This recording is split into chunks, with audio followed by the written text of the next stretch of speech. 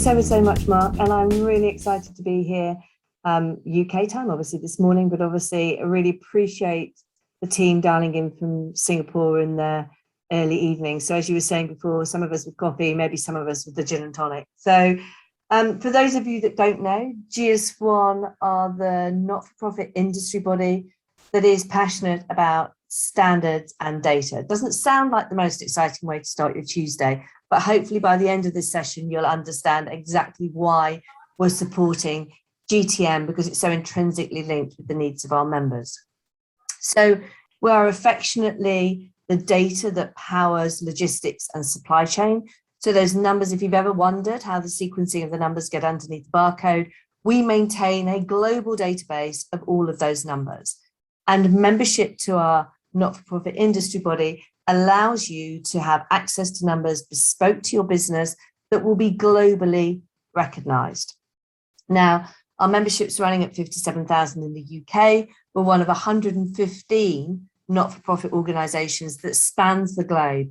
So when you join GS1 UK, you're actually joining a global community of over 2 million businesses that are committed to getting their data right so that their supply chain functions, and more importantly, consumers can find their products and be informed and protected about their choices.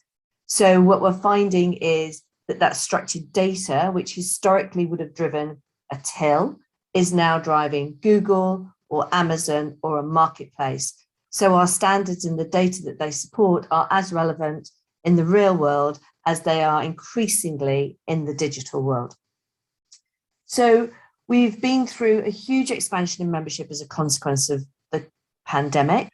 And we found that brands, as a consequence of being able to reach their consumers through social, are going direct to them. So historically, you would join to trade with the retailer. Now those relationships are being generated directly with consumers, but not just consumers within the UK. And we did a recent survey on our website that suggested that export was seen as, well, Brexit was the biggest challenge and export was seen as the biggest growth opportunity for our membership. So we decided to find out some more. And we got together with another great supporter of the SME community, with Enterprise Nation, and commissioned some bespoke research to understand how the dynamics of growth beyond borders were supporting these businesses with their business expansion. And what we were delighted to find out was that over two thirds were actually willing to consider export at the start of their business journey. Historically, it's been something that they think about once they're on Amazon or they're trading with a retailer. But right now, mainly driven by the fact that they're going directly, owning that consumer relationship, they don't see their domestic market as being the only place where they're willing to trade. Over half of the people that we talked to had already started trading overseas, even though they were these very small startup businesses.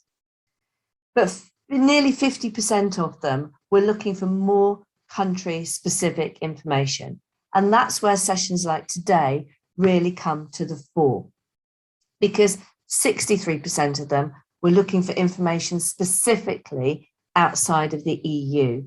And I think what's happened as a consequence of Brexit is that people are looking to other regions where they can grow their brands, grow their businesses, and not get into the slightly tricky situation.